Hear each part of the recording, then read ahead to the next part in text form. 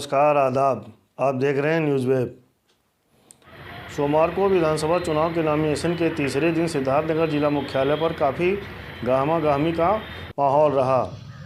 बसपा से कांग्रेस और भाजपा से कई प्रत्याशियों ने अपना नामांकन किया। भाजपा से निवर्तमान स्वास्थ्य मंत्री जयप्रताप सिंह ने बांसी विधानसभा क्षेत्र से सादगी के साथ नामांकन किया, तो वहीं नामांकन के बाद मीडियाकर्मी से बात करते हुए निवर्तमान स्वास्थ्य मंत्री जयप्रताप सिंह ने कहा कि पिछले कई वर्षों से बांसी क्षेत्र की जनता उन्हें जिताती आई है और इस बार भी जीत उन्हीं की होगी।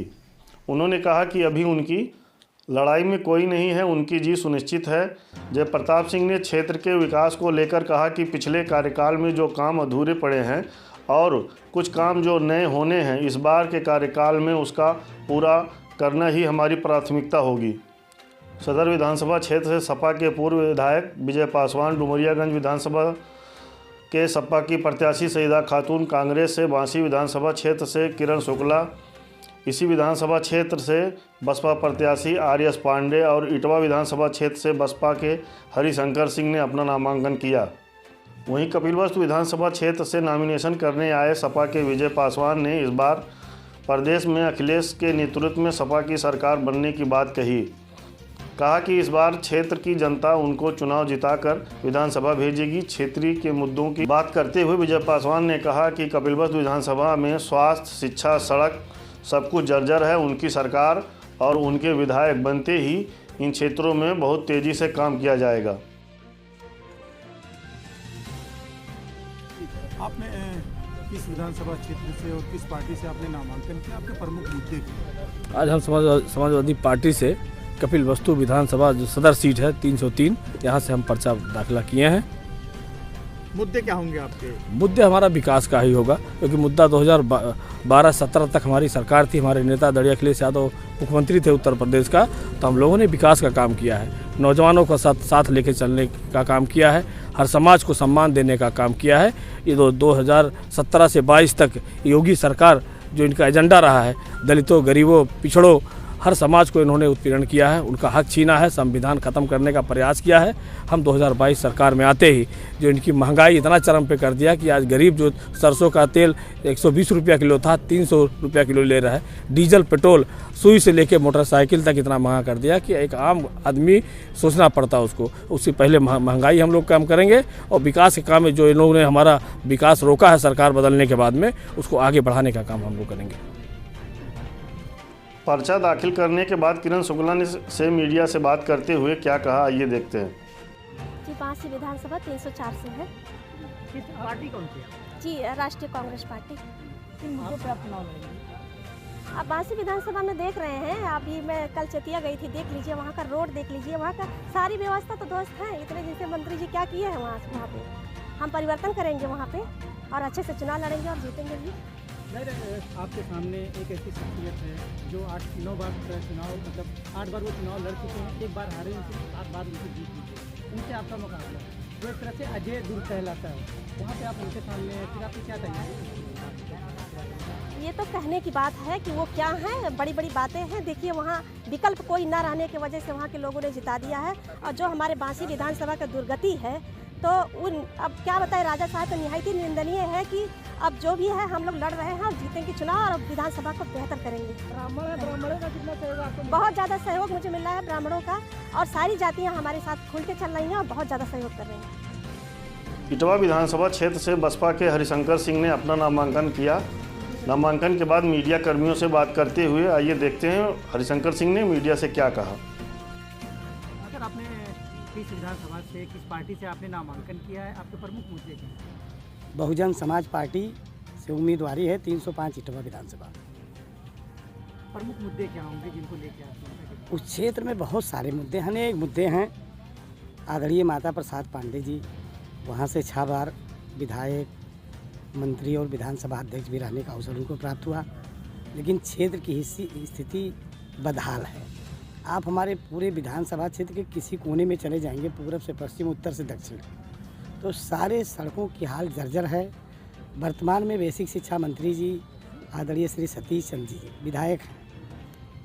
फेसबुक पे तो शून्य से शिखर लिख करके उनके लोग डालते रहते हैं, लेकिन वो शून्य से शिखर नहीं, वो शिखर से शून्य की तरफ क्षेत्र चला गया।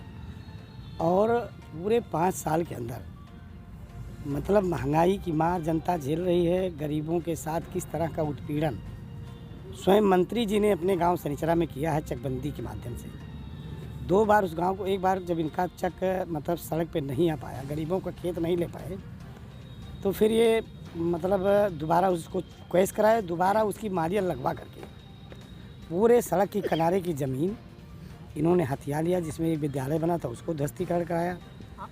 आपके सामने दो मतलब सिद्धार्थनगर जिले की सबसे वीआईपी सीट जो है वो मानी जाती है इस बार। एक तरफ जैसा उनकी माता प्रसाद पांडे जी हैं सपा के, दूसरी तरफ मंत्री हैं सतीश द्विवेदी। ऐसे में आपको नहीं लगता कि आपकी लड़ाई बहुत टफ होगी? दो दिग्गज नेताओं से आपका सामना है। भैया, जनता ही नेता बनाती है। मैं भी 32 साल से उसी क्षेत्र में ना विधायक बना ना और पदों पे रहा, लेकिन ब्लॉक प्रमुख खुनियाओं का रहा, जिला पंचायत सदस्य रहा हूँ वर्तमान में। तो उसके माध्यम से बहुत सारे लोगों के आंसू पोंछने के काम, तो खुनियाओं ब्लॉक की जितनी भी सड़कें हैं वो मेरी निकाली हुई सड़कें, मेरी बनाई हुई सड़कें हैं। आज भी आप किसी गांव में चले जाएंगे तो लोग हमारा ही नाम लेते हैं विकास के नाम पे, कि उन्होंने जो काम कराया था, आज कोई लेपन करा दिया हो, कोई गिट्टी डलवा दिया हो, वो अलग विषय है। बाकी आज क्षेत्र की हालत बहुत बदतर है।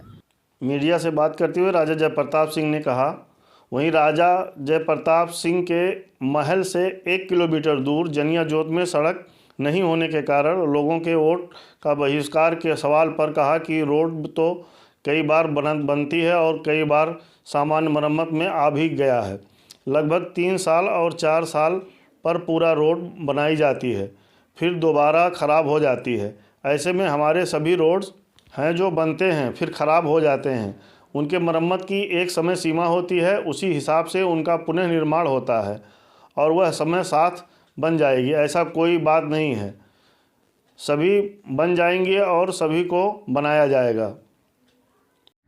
जी, चुनावी मुद्दे क्या होंगे इस बार जबकि 9वीं बार आप आए हैं राजनीतिक इलेक्शन? अब हमारे प्रदेश के मुद्दे या संकल्प पत्र जो जारी किया गया है उसके सहित हमारे विधानसभा के सर्वाधिक और या सर्वांगीण विकास करना हर एक क्षेत्र में वो हमेशा प्राथमिकता रहता ही है, इस समय में भी रहेगा वो। ऐसा आपने कौन सा विकास किया जनता आपको?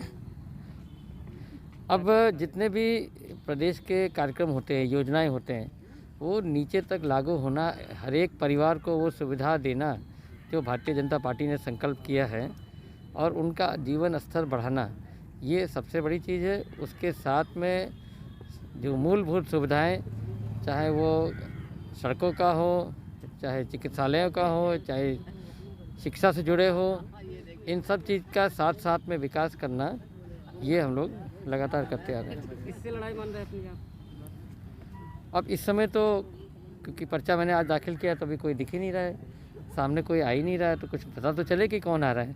फिलहाल तो हम ही हैं अकेले। सर आप जो है बनता है, कई बार बनता है, कई बार उसका सामान्य मरम्मत में आ भी गया है और वो लगभग 3 साल 4 साल पर पूरा रोड बनता है, फिर दोबारा ख़राब हो जाता है। ऐसे हमारे सभी रोड्स हैं जो बनते हैं फिर ख़राब हो जाते हैं, बनते हैं तो उनका एक मरम्मत का एक समय सीमा होता है, उसी हिसाब से उनका पुनः निर्माण होता है। तो वो समय के साथ बन जाएंगे, कोई ऐसी बात नहीं है। उनको मनाएंगे फिर?